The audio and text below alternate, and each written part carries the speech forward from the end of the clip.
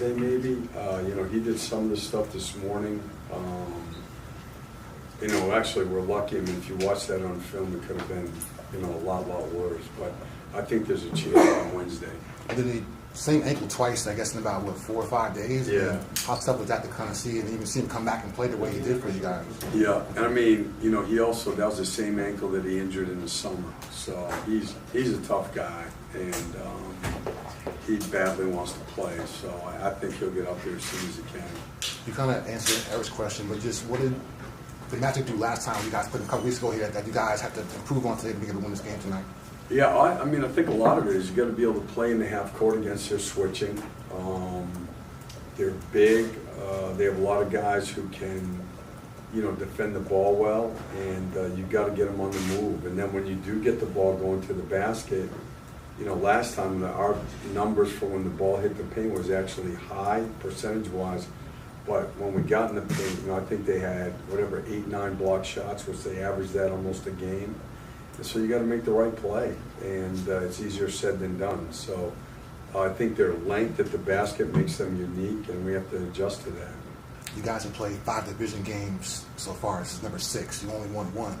What about the importance of having to get a division win? Because as you know, it's one of the tiebreakers as you look to later on in the season potentially. Yeah, right now I just want to win. You know, we gotta play well. I think this is it's the same thing. I mean, it doesn't matter where you're at. In the schedule is you just have to have good days. You know, like I've learned a long time ago, if you want to scare yourself, look at an NBA schedule. You're going to play them, you're going to go here, you're going to go. It's not a good way to go.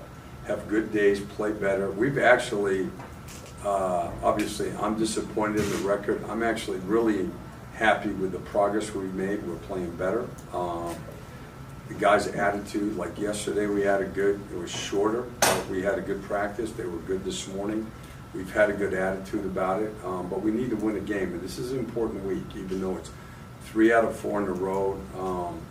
We've had more than our share of tough breaks here, not only the injuries, but this is, you know, we're in the middle of 15 and 28 nights, and so when you take injuries in a stretch like this, guys miss 4, 5, 6, 7, 8 games versus 2 or 3. That's this league too, and you just have to have the right attitude. 82 games is a long time, and right now we have the right approach, and it'll pay off for us. Coach, Melissa Thomas with Florida National News. Wanted to get your thoughts on how you've seen the evolution and direction that Coach Mosey's taking the team since been in charge. I think terrific. I mean, I think you know, what they did last year is the most difficult thing to do. Right? In the NBA, whether guys are young or not, handling disappointment, handling frustration, and keeping the group together is the most difficult thing to do, and I think he did a great job with that. And, you know, even this year, if you look at where they're at, they've had a ton of injuries. You know, they're playing without Markel, without Jonathan. You know, Cole is out now. So those are the tougher things that you have to do, you know, managing your roster, different groups on the floor, and establishing a way that you're going to play. So I think he's done a great job. With Mark, he's obviously been in the G League, but what have you made of his minutes there, and what kind of role do you kind of foresee him with this team? Yeah, he's playing great. I mean, he had a 3 last night to send the game into overtime. He had a game-winning tip-in, I think,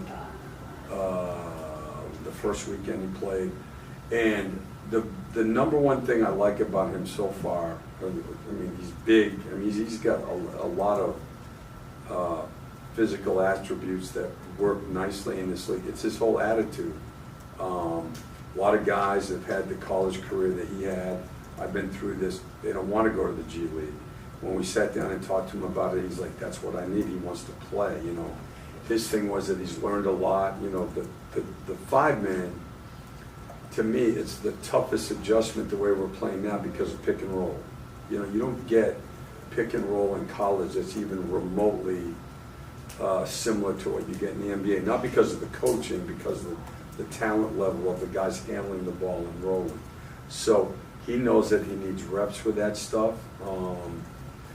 He's working hard. He's going to be able to shoot threes. He works with Bruce every day. And he's making like really, really quick progress.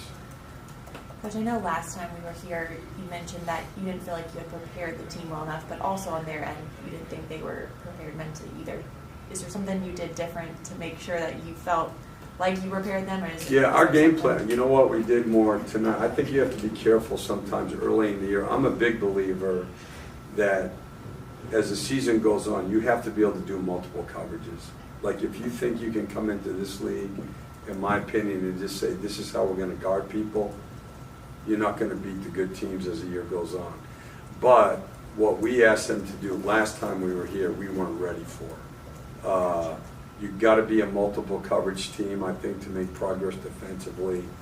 We did things for the first time with different coverages that we hadn't done a lot yet. And to be honest, this group that we have, we're going to be good at that stuff right from day one. I told them in preseason, you can't be simple all the time, okay? Or if you can, you have a great defensive team. We have a team that can be good defensively by being smart and executing, but they've got to be able to handle things. Tonight, we're going to just get back and play more out of our base, which some nights you need to do too, especially when things aren't going as well, and I think it'll help us. What are the areas you've seen the most biggest progress with Wendell Carter Jr. from the time you coached him when he first got traded to now? Oh, I mean, as much as anything, it's his confidence. You know, I think when he first got here, you know, he was talented. You could tell he has natural instincts. He has great physicality. But I think it's just all the skill work he's done. You know, I know he works with Randy now. You know, his shooting piece with Bruce. When we first got here, Wendell will tell you, I sat down to talk to him about threes, and his thing was, well, I don't mind shooting threes, but, you know, it's not really my game, which now it's a big part of it. And that only comes through hard work. So I think that you're seeing his talent come out. But even from day one, if you go right back to the first 2 or 3 games he played here, he's a natural competitor. There's nothing more important than that. You know, when you're coaching and you play every other night and scheduled like this, there's no magic words for your team. You either have guys who are going to compete naturally or don't. If the guys, like Parcells used to say, you want guys that compete every Sunday without any motivational speeches. That's how you build good teams, and that's what he's always been. I guess.